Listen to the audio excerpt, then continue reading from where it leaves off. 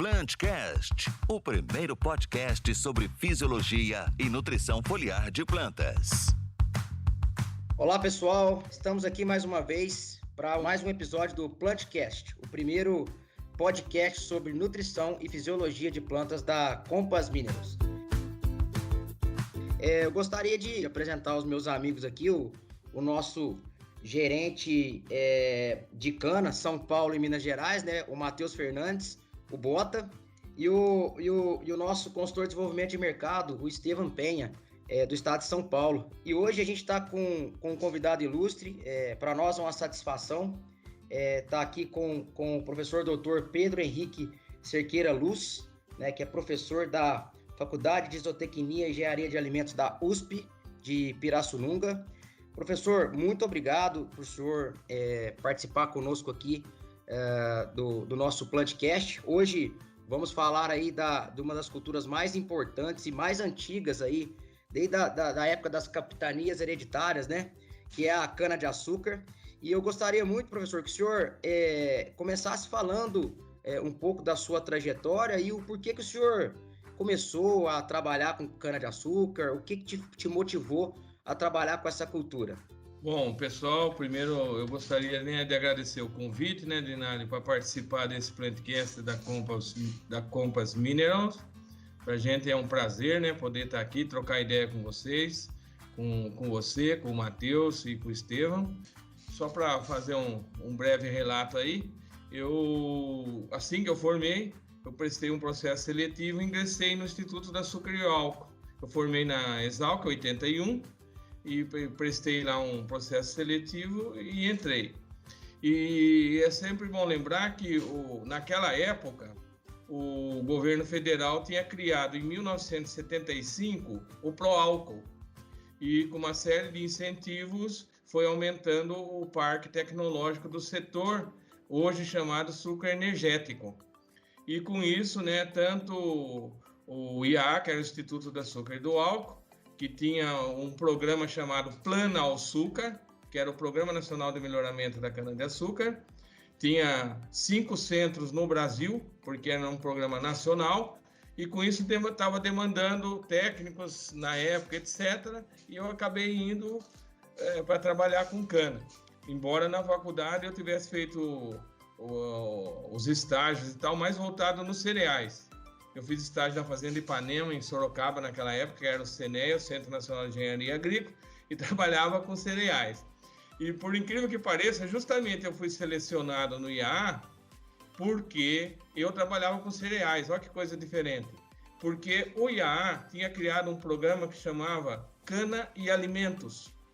Porque o governo federal e a população estavam preocupados que o pessoal achava que o Brasil ia virar um imenso canavial. Então, o pessoal queria mostrar que a cana poderia conviver com outras culturas, né? Então, ele criou esse programa Cana e Alimentos e eu entrei para trabalhar nesse programa. Então, as primeiras coisas que eu fiz com cana, na verdade, foram as rotações. Soja com cana nas reformas, amendoim. E naquela época também nós desenvolvemos um projeto que foi até muito interessante, que eu vejo renascer hoje, que é o intercalar.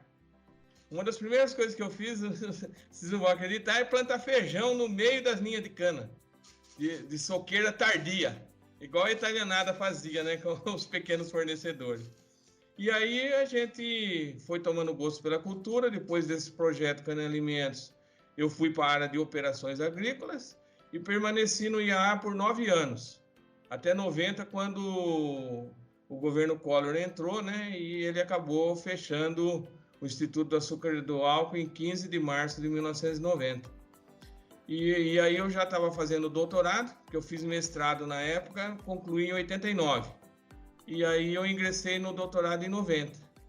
E após o fechamento do IAA, surgiu um concurso na USP para montar a área das agrárias lá na Faculdade de Zootecnia e Engenharia de Alimentos em Pirassununga, montar um laboratório de solos e plantas, né?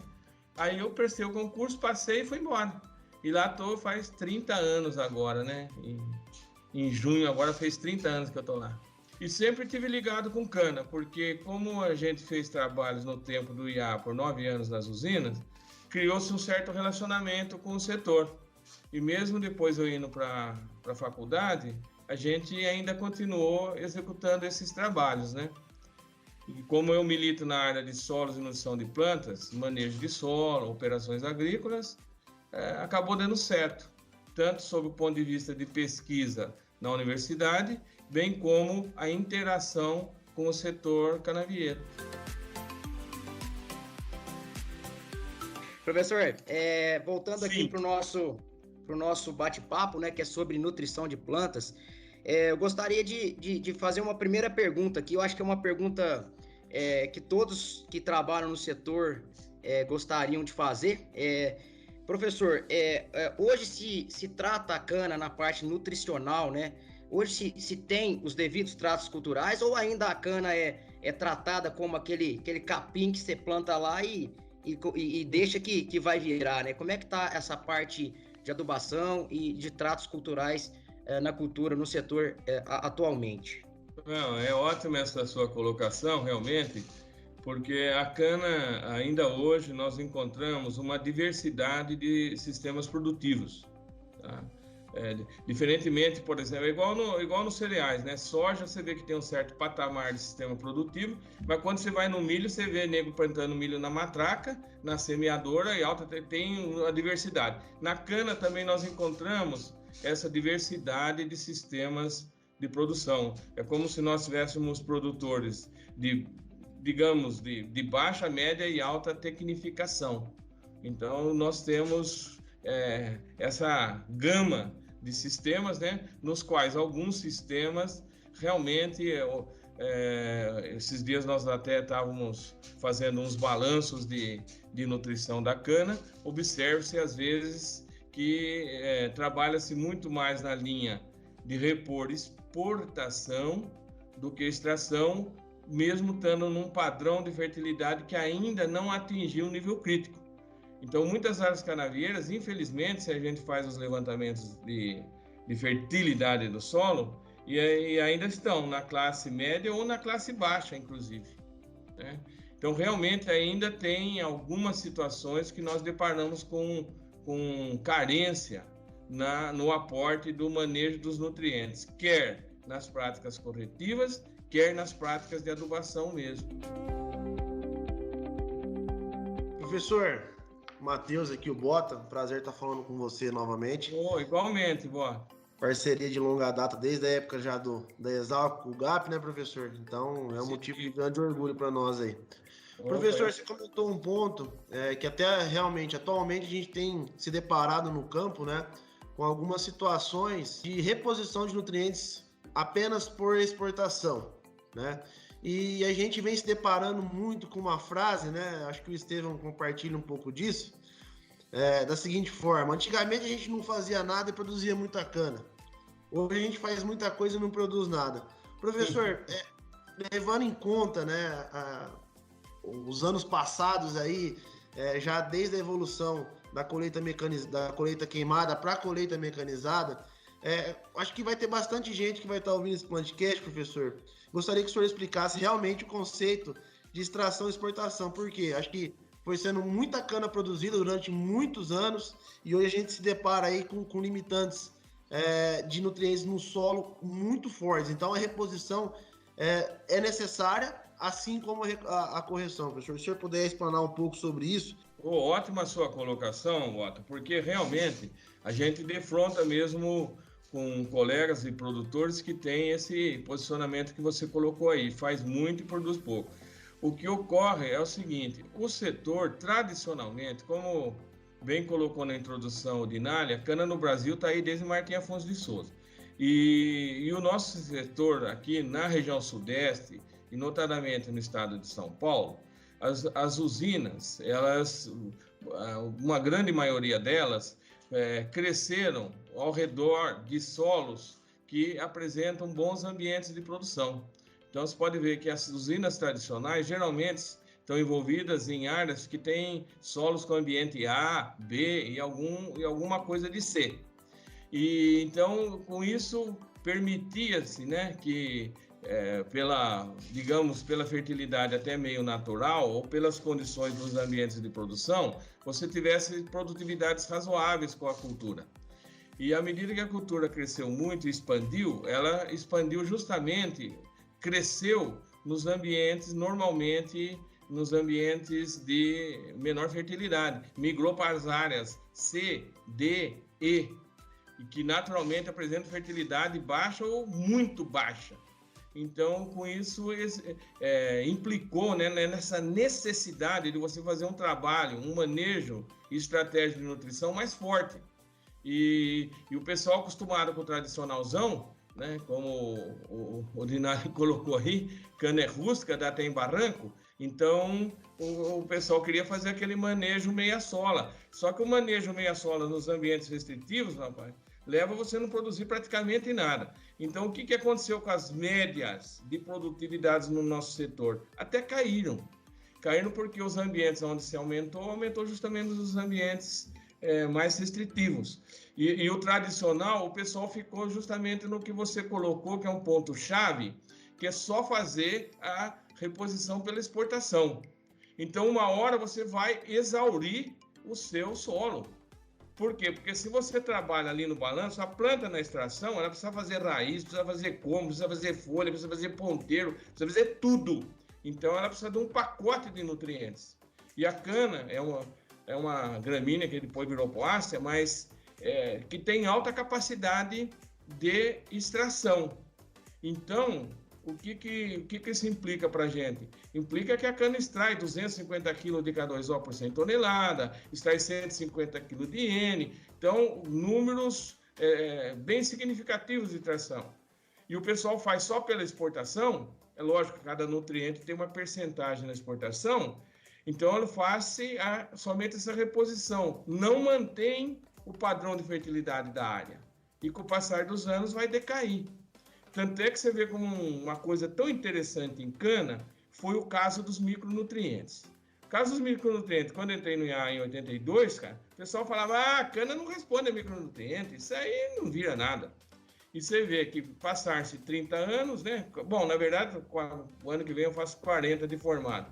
E hoje, não só o pessoal usa micro normal, quer seja via solo, ou quer seja via foliar, porque realmente, ao longo dos anos, veio-se só extraindo, aqueles solos que tinham os micros disponíveis, né? E migrou-se para os solos com os ambientes mais restritivos. Então, as respostas são notáveis. E o pessoal do setor hoje já aceitou muito bem trabalhar tanto com todos os macros, assim como os micronutrientes, né? Professor, é um tema que assusta muito a gente, né? Quando a gente começa a entender que está acontecendo um empobrecimento do solo, né?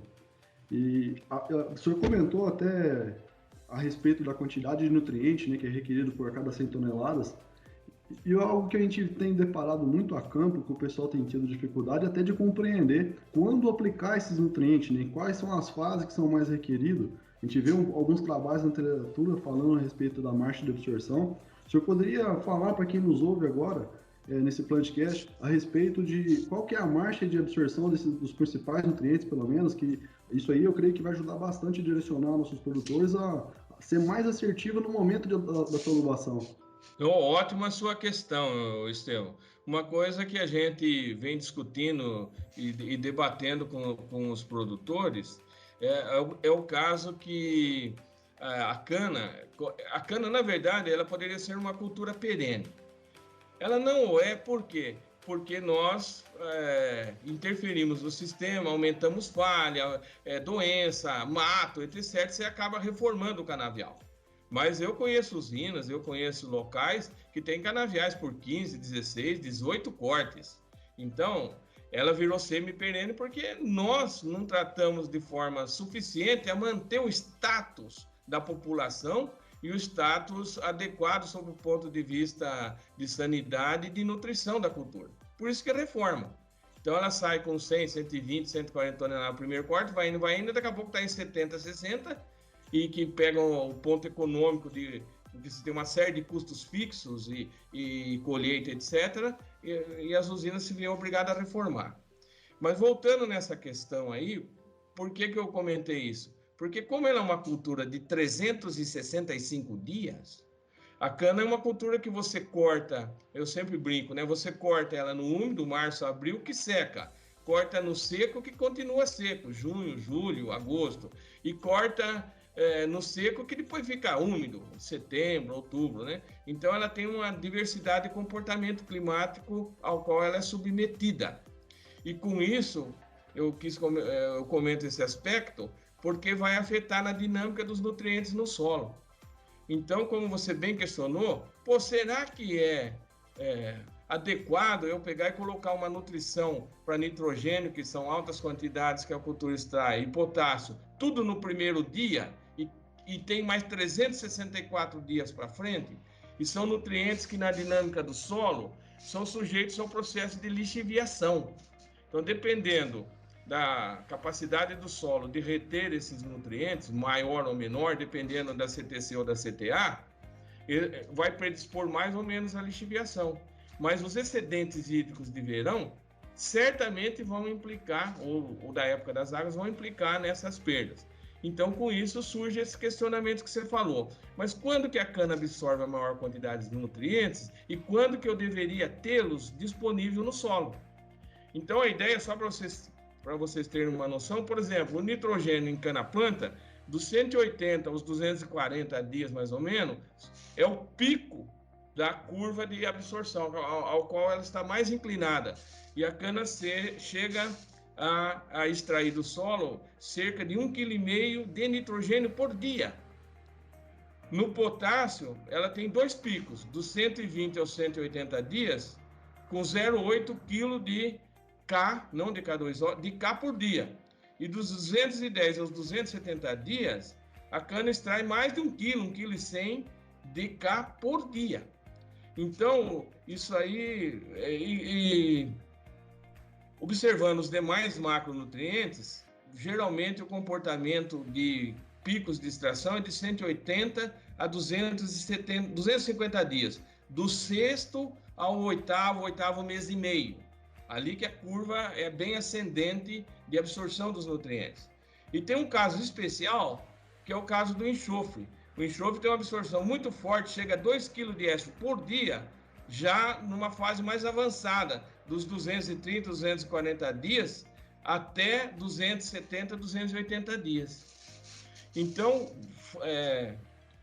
considerando esses aspectos, né, fruto desses fatos, o que nós deveríamos buscar em termos de manejo é ter os nutrientes disponíveis em quantidades suficientes nesses períodos. Então, por exemplo, você faz um plantio de cana-planta em março, por exemplo, ou então corta uma soqueira em abril.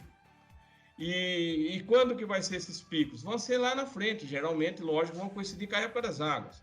Então, será que é mais interessante eu pegar e colocar todos os 120 kg de N, os 150, 170 kg de K2O de uma vez só? Talvez a ideia de você parcelar seja mais racional, você chega a perder menos, né? Predispõe menos a planta ao nutriente e à lixiviação e coloca nos momentos em que ela precisa. Então, acho que a sua colocação foi bastante interessante nesse sentido, da gente tentar fornecer os nutrientes compatíveis com a margem de absorção e extração da cultura. Show de bola, professor. A gente realmente é uma aula para a gente. E a gente tem observado bastante no campo, professor, que às vezes, até mesmo a gente fazendo as quantidades, né, que a cultura requer, né, a gente tem se deparado muito, professor, com deficiências de alguns nutrientes chaves por conta do próprio comportamento desses nutrientes no solo, né? O senhor comentou bem que a cana-de-açúcar expandiu para algumas regiões um pouco mais periféricas, quando eu penso em níveis de argila, quando eu penso em ambiente de produção. E a gente tem visto, professor, levando até em consideração um pouco do seu conhecimento aí, professor, do nosso conhecido e famoso Etopec, muitos produtores, professor, apostando em tecnologias, tá, que realmente possibilitam os nutrientes, né, como é o caso do nosso Poliblend, que a gente tem para cana-de-açúcar e para outras culturas, né, é o nosso fertilizante de liberação controlada, A gente tem visto muitos produtores, inclusive usinas, apostando nesses manejos, tá? E tendo boas rentabilidades, professor. O que o senhor pensa a respeito disso? No futuro, professor, você acredita que por ser cana, né? Por ser cana, uma cultura que fica aí seus 365 dias no solo, o que você pensa, professor, de tecnologias que agregam aí, principalmente liberação controlada? Eu acho que é uma estratégia interessante, porque como nós comentamos, né, pelo questionamento do Estevão, para acompanhar a marcha de absorção, como nós vimos que tem picos do 6º mês ao 8º, ao 9º mês, eu teria que ter esses nutrientes disponíveis lá. Que estratégias poderíamos usar? Poderíamos usar até o parcelamento, se fosse o caso. Ou podemos usar fertilizantes com liberação controlada, como você bem colocou aí. Então, aí vai depender dos aspectos, como você colocou, né, do ETOPEC, técnicos, operacionais e econômicos. E os produtores, via de regra, vão fazer essas avaliações para ver a viabilidade dessas tecnologias. Então, o que a gente nota? De um modo geral, quando a gente pensa em cana-de-açúcar e pensa assim, em usinas, a questão operacional dentro do ETOPEC é um negócio muito forte. Então, quando você fala assim, puxa, vamos parcelar, o que os técnicos das usinas geralmente põem como um entrave? Ele põe como entrave que eu vou ter que entrar naquela soqueira 2 vezes. Se eu tenho 30 mil hectares para fazer adubação, é como se eu fizesse em 60 mil, porque eu vou ter que entrar 2 vezes. Certo? Uma continha grosseira, lógico que as tardias eu não vou parcelar, mas vamos supor as precoces e as médias, eu parcelaria. Então, qual o grande problema que ocorre nas usinas? Ocorre que ele não tem ritmo operacional suficiente para trabalhar no fechamento do canavial lá em outubro, novembro, para atender um volume de área grande que ele deixou para trás para fazer o parcelamento. Então, ele teria que ter um exército de máquinas para conseguir fazer o parcelamento das canas que ele cortou de abril, vamos supor, abril a julho. Então, com relação a esse aspecto aí, enrosca no lado operacional, mas é uma estratégia que poderia ser utilizada. Alguns fornecedores que têm áreas menores, que têm uma condição de maior controle ou operacionalidade, às vezes utilizam desse artifício. Outra tecnologia, como você bem colocou, seriam os fertilizantes de liberação controlada. Por quê? Porque não necessita de eu trabalhar operacionalmente 2 vezes na mesma área. Eu aplico o fertilizante e gradualmente ele vai liberando esses nutrientes para a cultura, de forma tal a chegar naquele ponto de pico, de curva de extração e ter os nutrientes disponíveis. Então, eu julgo ser também uma tecnologia bastante interessante. E fora isso, nós teríamos uma terceira discussão que a gente poderia colocar, que seriam os produtos que não é que tem a liberação controlada por processos tecnológicos de envolvimento de grânulos ou coisa assim, mas seriam fontes que seriam parcialmente solúveis, que elas liberam gradualmente ao longo do tempo. Então, basicamente, seriam essas 3 grandes estratégias, né? E uma coisa também que a gente comenta, que é importante salientar, dentro do ETOPEC, é que eu tenho o lado técnico da resposta, eu tenho o lado operacional, que nós debatemos que cana é uma questão das operações agrícolas pega, e a questão econômica, de custo que pega. Porque hoje, infelizmente, nós estamos com os custos de produção da tonelada de cana muito próximo, ou às vezes até acima do próprio valor da tonelada de cana, pelo Consecana. Então, isso faz com que os produtores ou as usinas trabalhem num ritmo muito apertado de custos. Porque nós tivemos uma série de evolução de custos dentro do nosso setor, quer seja voltado para o aspecto agronômico de produção, porque decorrente da cana crua, uma série de pragas e doenças começaram a ser significativas na cultura da cana-de-açúcar, que não era no tempo que se queimava, devido, vamos supor, entre aspas, aquele efeito sanitário do fogo. Então, pragas de solo começaram a se intensificar, algumas doenças começaram a se intensificar, o controle de pragas daninhas mudou, e isso implicou em quê? Em gastos de proteção de lavoura, com defensivos, inseticidas, nematicidas, e assim por diante, herbicidas. Então, se você olhar a evolução do custo dentro de insumos dessa parte de defesa da cultura, aumentou bastante nesses últimos anos. E associado também com outros custos que não são agronômicos, mas que, dado aos aspectos do sistema produtivo, que é voltado para segurança, para legislação trabalhista, etc., o setor sempre foi muito janela, muito vidraça. Então, qualquer coisa que acontecia com relação ao problema trabalhista vai no setor para implantar, né? E com isso, de certa forma, hoje, eu até comento isso, que hoje o setor, se for ver bem, é exemplo com relação a isso. Não tem uma usina que os trabalhadores não têm EPI, máscara, capacete, óculos, o que você pensar o cara tem. Então, só que isso são custos. E, de certa forma, fez com que o nosso valor da tonelada de cana produzida seja basicamente igual, ou hoje, na média, né, do trabalho do PSEG, é acima do valor que, infelizmente, ela tem, segundo os métodos do Consecana, né? Então, voltando à questão do custo, no fim eu divaguei um pouco aí, mas é o seguinte, nós sempre temos que considerar, dentro do Etopec, a relação custo-benefício. Então, eu sempre digo isso, nem sempre o produto mais barato pode ser o melhor, porque depende do benefício que ele nos dá. E nem sempre eu vou tirar fora da discussão aquele que é mais caro, porque pode ser que ele dê um maior custo-benefício, inclusive melhor do que aquele que é mais barato. Então, cabe a nós técnicos provar isso, né, tecnicamente, que a resposta que esses insumos diferenciados têm, especiais, no que diz respeito à resposta agronômica, que certamente vai interferir na econômica, e viabilizar com isso o uso dessas tecnologias de ponta, né, ou mais avançadas, podemos dizer assim. Professor, muito legal essas informações aí que o senhor está nos trazendo, e eu gostaria de chamar a atenção aqui para um tema que também é muito, muito importante, que é o tema de enxofre, né?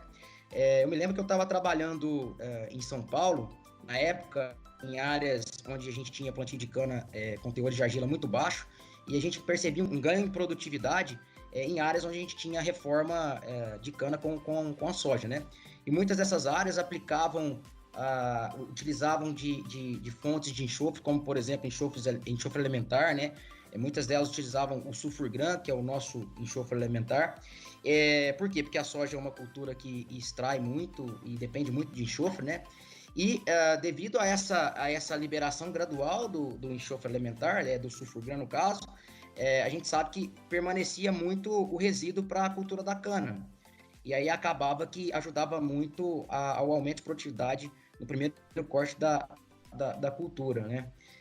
Então eu gostaria de perguntar para o senhor se o senhor acredita que, assim como é utilizado em cereais, no caso da soja, né, essa tecnologia de enxofre elementar, de enxofre de liberação gradual para fornecer esse enxofre para as culturas, se o senhor acredita que isso vai pegar também para a cultura da cana, ou se o senhor acha que ainda a gente vai ficar sempre utilizando o gesso como fonte de enxofre, mesmo quando ele não seja necessário?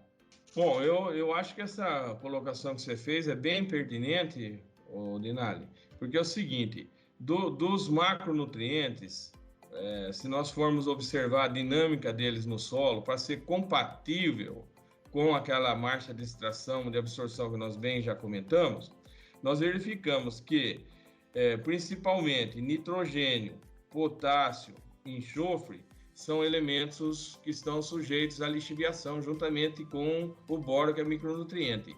Então, esses elementos, como eles ficam suscetíveis a essas questões voltadas para a lixiviação, então eu tenho que compatibilizar essa estratégia de fornecimento de forma tal que eu não deva colocá-los de repente tudo num momento só, porque eles vão ficar suscetíveis à perda. Então, essa ideia da gradualidade da liberação desses nutrientes é muito, muito bem-vinda. Inclusive, só a títulos de comentários, como a gente trabalha com as usinas e a gente sempre está fazendo os levantamentos de fertilidade do solo das áreas agrícolas, e hoje as usinas, muitas delas, principalmente as mais tecnificadas, entraram dentro da tecnologia, né, de de taxa variável com georreferenciamento das análises de solo. Então, com isso, aumentou-se muito o número de análises de solo dentro das usinas e o banco de dados. E esse banco de dados está nos permitindo enxergar melhor a quantas anda a fertilidade nessas usinas. E o que nós observamos? Nós observamos que esses elementos complicados que estão mais sujeitos à lixiviação, por exemplo, eu fiz um levantamento ali no nosso laboratório de solos lá da USP de Pirassununga, das usinas que mandam análises para nós lá, na região ali, vamos dizer, do Vale do Mogi Guaçu, e nós encontramos que cerca de 80%, 83% tinham enxofre nas classes muito baixa e baixa, tá? Na camada 0,25, né? E tinha o potássio 58% entre as classes muito baixa e baixa, e tinha boro 70% entre as classes muito baixa e baixa. Então você vê que realmente são elementos que eu tenho que tratar com estratégias diferentes.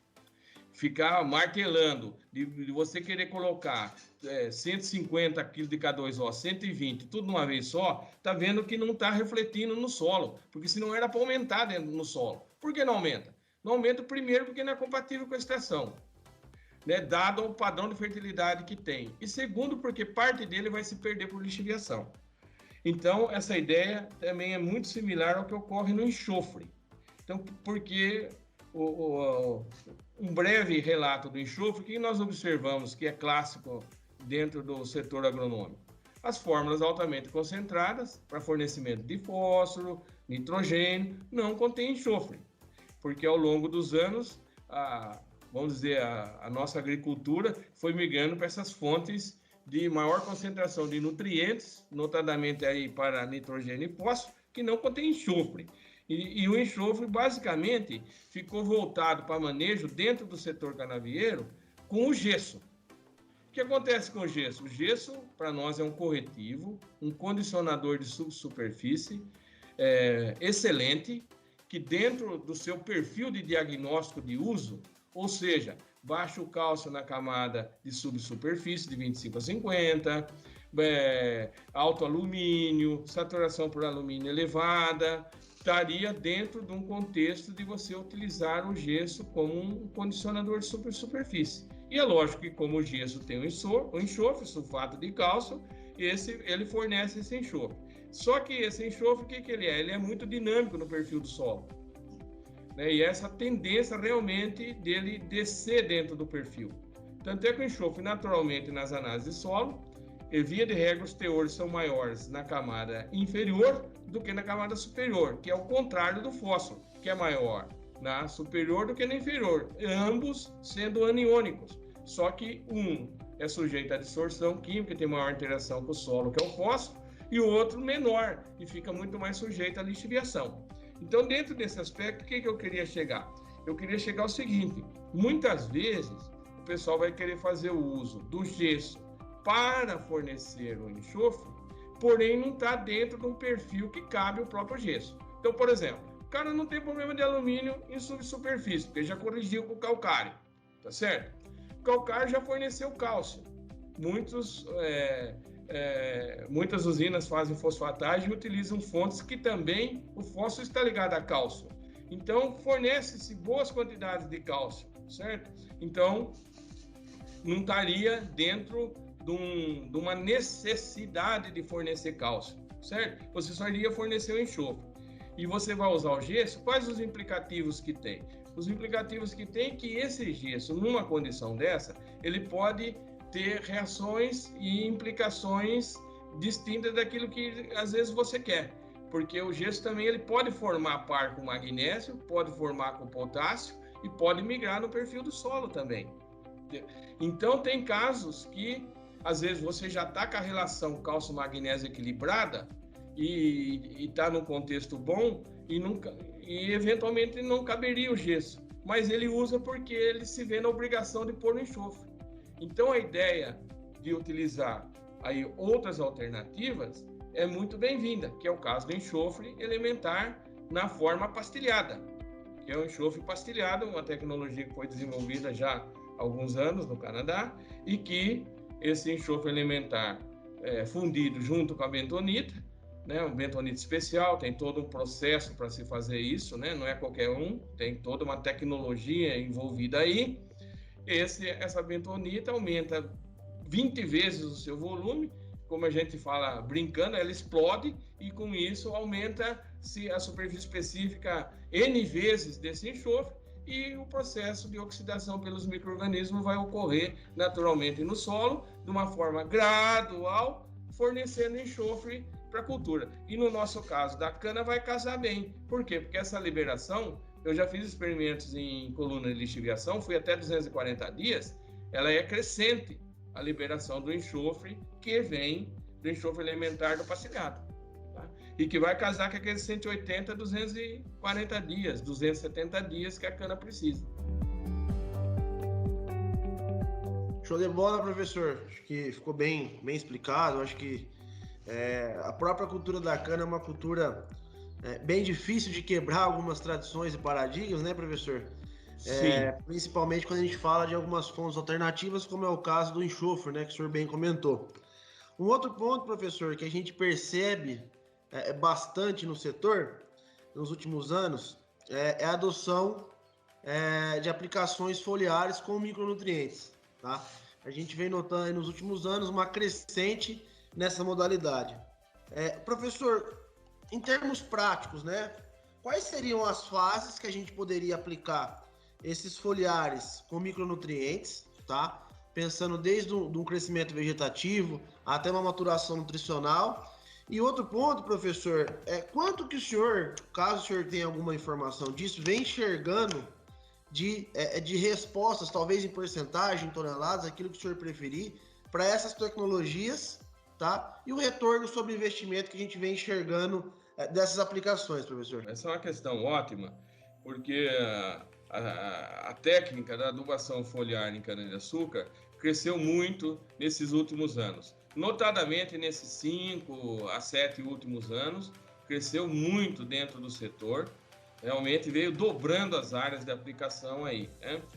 E só para fazer também um breve relato, o uso do foliar em cana, ele já remonta lá à década de 90, que foram feitos alguns trabalhos, principalmente ali na região de Lençóis Paulista, e na qual o pessoal trabalhava-se inicialmente com nitrogênio. Depois fizeram-se alguns estudos, verificaram que adicionando molibdênio junto com esse nitrogênio melhorava a eficiência desse nitrogênio e as respostas da cana-de-açúcar para essa foliar. E a partir ali de 2000 vamos colocar, eu vou pôr assim 2010, 12, nós começamos também a colocar outros micronutrientes juntos com essa formulação com nitrogênio e molibdênio, porque nós também verificamos que, de repente, assim como ocorre para os macronutrientes, os micronutrientes também têm alguns picos de absorção nessas épocas. Então, deveria tê-los disponível para a planta também. E como nós sabemos que a absorção foliar, lógico, ela tem mais eficiência do que via solo, então você fornecer via folha, assim como os cereais fizeram, é uma boa estratégia. Então nós podemos trabalhar com uma estratégia mista, parte via solo, parte via folha, tá? E esses foliares começaram visando ganhos de produtividade, o que a gente chama de foliar ali para desenvolvimento vegetativo, né? Que geralmente as curvas de crescimento da cana se acentuam bem a partir de novembro, dezembro, janeiro, fevereiro. São períodos que a cana acumula aí de 45% a 70% de massa verde nesse período.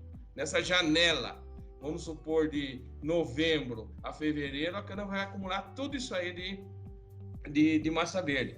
Chega janeiro, por exemplo, a gente comenta, a cana pode acumular 1,2 toneladas por hectare por dia.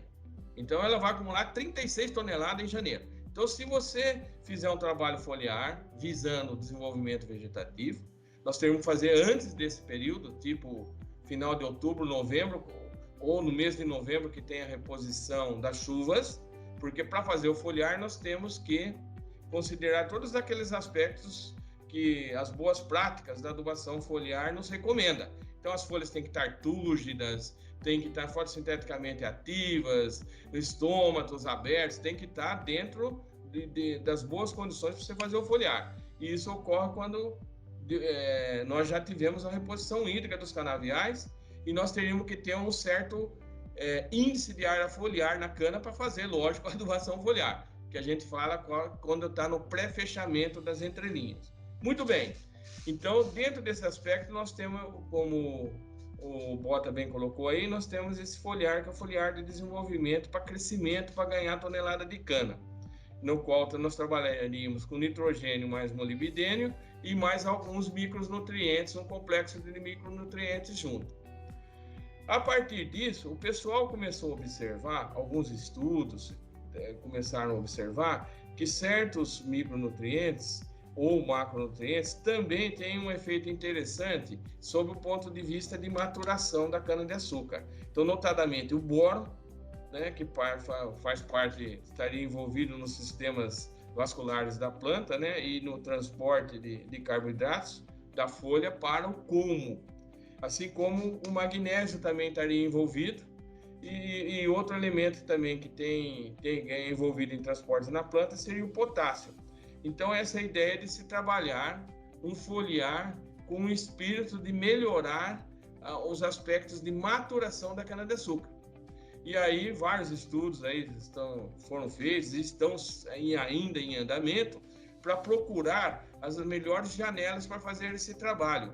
Se é 45 dias antes da colheita e depende do mês que você pretende colher também. Então, tem trabalhos com 45 dias, 60 dias, 30 dias, 2 vezes, por exemplo. Então, com isso, se evoluiu bastante dentro dessa ideia de utilizar foliares nutricionais para melhorar o desempenho da maturação da cana-de-açúcar. E, além disso, mais recentemente, eu diria dos 2 anos para cá, 3 anos no máximo para cá, essa ideia também de manejar foliar, visando manter o aparato fotossintético, as folhas, o dossel foliar da cana-de-açúcar, para passar o período de maior estresse ao qual ela é submetida, que seriam ali os meses de junho, julho, agosto. Então, quem vai colher canas de média tardia ou tardia, de repente estaria dentro de um cenário de usar esses foliares, tentando manter o dossel, o aparato fotossintético, a parte foliar da cana-de-açúcar ativa. Essa que seria a ideia do Stay Green, tá certo? Não é nem para ganhar produtividade nada, mas é para não perder, porque a cana-de-açúcar tem esse aspecto. Nós temos a curva de produção de matéria verde e matéria seca, e nós temos a curva de acúmulo de sacarose também no colmo. E principalmente as canas tardias, elas, dependendo da variedade, elas são sujeitas a esses aspectos de isoporização, de perder peso com a cana em pé, como se diz no popular da tarde. Então, se você conseguisse, dentro dessa tecnologia de foliar de Stay Green, tentar manter ativa esses status foliares da cana, seria um reflexo positivo no sentido de manter, pelo menos, aquela produção, né? Não é que você vai ganhar, mas não vai deixar perder. E aí a gente teria que usar esses nutrientes que estariam relacionados com esses aspectos aí. Aí talvez possa entrar o fósforo na discussão, o potássio, que é um elemento que está relacionado com as relações hídricas da planta, né, para manter o status hídrico da planta, porque o estresse hídrico é um dos piores nesse período, além do frio, né? E a gente também coloca um pouco de N nessa discussão, e o magnésio também, por conta de estar envolvida lá na fotossíntese, né? Então, com isso, nós temos essas três estratégias foliares: desenvolvimento vegetativo, maturação, chamados pré-maturadores, e o Stay Green anti-estresse. Professor, eu vejo que tem muita informação rica, né, para os nossos ouvintes aqui. Acho que estamos ganhando muito hoje, né? Uma questão, professor, que me chama a atenção, o senhor comentou a respeito das aplicações que é feito de nitrogênio e molibdênio, né? Justamente o molibdênio como ativador enzimático, melhorar o metabolismo do nitrato redutase. E geralmente o pessoal entra com aplicação, inclusive até de ureia, né, via folha. E eu vejo que às vezes tem um elemento, um nutriente que é muito esquecido, e até em muitas culturas, não só na cana-de-açúcar, que é o próprio níquel. Né? A gente vê alguns efeitos do níquel como ativador da urease, né? Um dos componentes da enzima urease. Ele tem alguns efeitos também de reduzir uma senescência de folha através de reduzir o metabolismo ali do etileno. E em cana-de-açúcar pouco se tem adotado a respeito desse nutriente. Né? Seria bastante interessante, talvez, o senhor abordar algo a respeito do que seriam as perspectivas do nutriente desse, uma aceitação pelo mercado de cana. Positivo, Estevão. Acho que é uma questão boa, como diz o outro, é uma provocação boa, porque como os foliares vêm crescendo em cana, se nós formos fazer um comparativo, por exemplo, com soja que é uma cultura que entrou já tecnificada. Ninguém planta soja de matraca, ninguém colhe soja na mão, né? É impossível isso. Mas no milho ainda ocorre. Então, a soja já vem com foliares especiais e já vem com foliares com 2, 3 entradas, 4 entradas, já de muitos anos. Desde os anos 2000, soja já faz isso. Faz 20 anos que soja faz isso. Mas cana cresceu os foliares nos últimos 5, 7 anos. Então, hoje nós estamos convencendo um pouco o pessoal do setor a usar até o complexo de micro. Os caras às vezes questionam, mas será que dá resultado? Sabe, tem um pé na frente, um pé atrás ainda, mas já estão adotando. Então, eu julgo, é lógico, o níquel. O que acontece? O níquel é um micronutriente que foi descoberto toda a sua bioquímica muito mais recentemente, né? Então cita-se na literatura de 1983, né? Que aquele Skill, Welch e Carey conseguiram trabalhar uma solução nutritiva tirando completamente o níquel da solução, plantaram soja e verificaram que nas pontas dos folíolos da soja se acumulava ureia. Então, com isso, eles foram associando esse fato de que realmente o níquel está envolvido como um cofator da urease para a quebra da molécula da ureia, tá certo? E além disso, ele teria talvez outros papéis interessantes também dentro da planta, aí, no que diz respeito à respiração, porque falta de níquel implica em redução de ácido cítrico, e que vai afetar o ciclo de Krebs e afeta a respiração da planta. Professor, realmente, para a níquel a gente tem muito pouco trabalho, a não ser trabalhos visando mais influências de toxidez em plantas, né, com alguns micronutrientes, como no caso o níquel, tá? Pouquíssimos trabalhos, raros trabalhos de níquel e algumas outras culturas, e em cana eu posso dizer com 100% de certeza que até o momento publicado nenhum, então foi até mais tranquilo fazer a referência bibliográfica, professor, mas se Deus quiser, até o final desse ano agora, de 2021, a gente vai estar com algumas respostas aí para níquel, com respostas enzimáticas, posicionamento de suco, se é suco, se é folha. A gente vai estar verificando aí o título do nosso mestrado com essa questão aí. Show de bola, Bota. É isso aí. Bom demais. Um papo muito rico, hein, professor? Muito bacana aí as informações.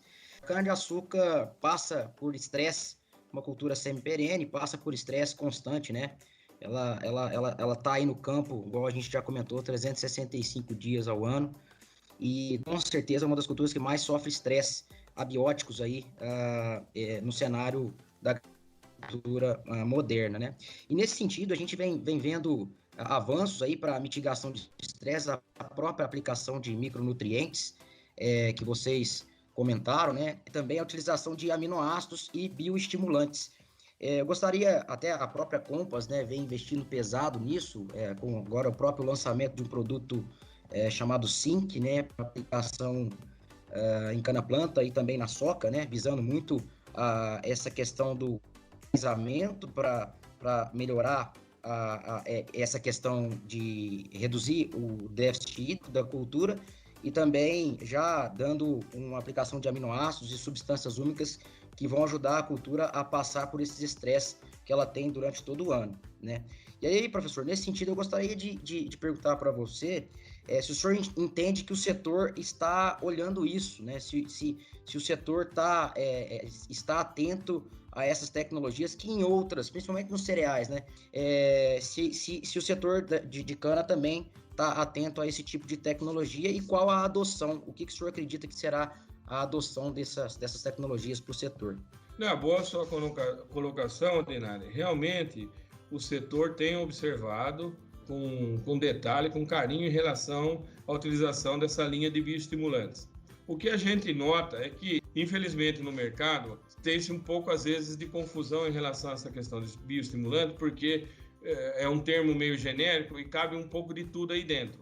Então, a gente tem que pontuar um pouco, dentro da linha de bioestimulantes, quais seriam, né, vamos dizer, essa linha de produtos, quais seriam os princípios que estariam envolvidos. Se seriam substâncias úmicas, né, se seriam aminoácidos, se seriam algas, se seriam hormônios sintéticos, hormônios naturais. Quer dizer, eu tenho uma gama de produtos que pode promover esses efeitos bioestimulantes para as plantas.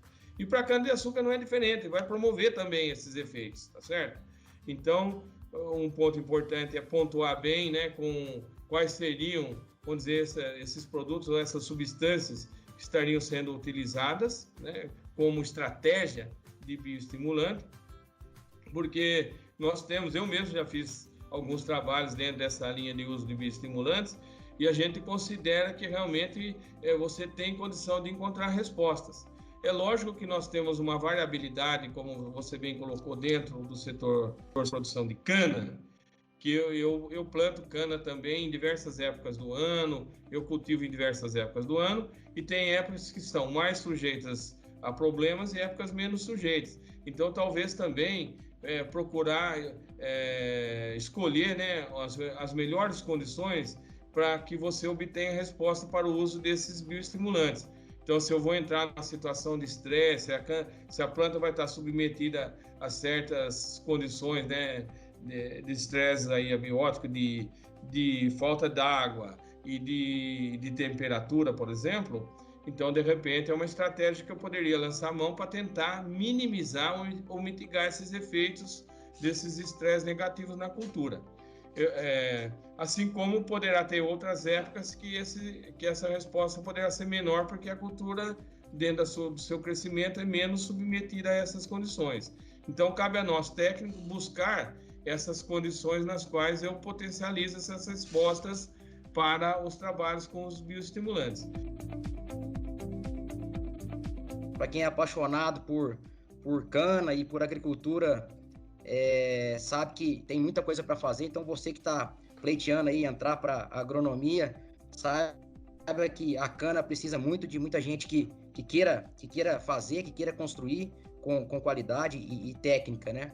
E uma das coisas que ficou clara também, professor, é que a nutrição ela vem sim ajudando muito a esse aumento de produtividade, né? Para a gente sair aí da casa dos 70 mais ou menos de média de produtividade e alcançar os 3 dígitos aí que o Estevão falou, né? O Estevão lá do IAC já vem demonstrando isso com os trabalhos dele de micronutrientes, né? Há um longo tempo, e eu acho que cada vez mais isso vai chegar nas usinas e nos produtores aí de maneira geral. Professor, muito obrigado pela sua contribuição aqui conosco, viu? Eu que agradeço, né, o convite de vocês.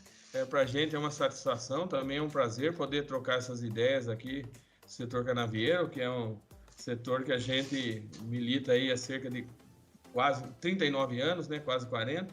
É uma área que a gente gosta, que a gente vê evoluir e que a gente gostaria realmente que continuasse nessa evolução com tecnologias, porque assim como ocorrer nas outras culturas que o Brasil é destaque no mundo hoje, o Brasil também é o maior produtor de cana do mundo, nós realmente temos que buscar padrões de tecnologia. Então, se tem produtores produzindo, como você bem colocou, médias de 100, é porque é possível se fazer isso, certo? Tem usinas que tem média de 100. Então, é lógico que é possível fazer. Cabe a nós técnicos, cabe a vocês, as empresas que fornecem os nutrientes para as culturas, e cabe aos técnicos das usinas, né, fazer um trabalho integrado para buscar essas metas. e metas que são o quê? Factíveis de serem obtidas. Beleza? Agradeço mais uma vez aí você, Dinali, o Estevam e o famoso Bota aí, por essa participação aqui nesse Plantcast. E estamos à disposição de vocês aí e do setor supraenergético também. A gente que agradece, professor. Obrigado. Pessoal, então é isso. Até a próxima. Muito obrigado. O Plantcast é uma produção da Compass Minerals Plant Nutrition. A gente inova e nutre. O agro cresce.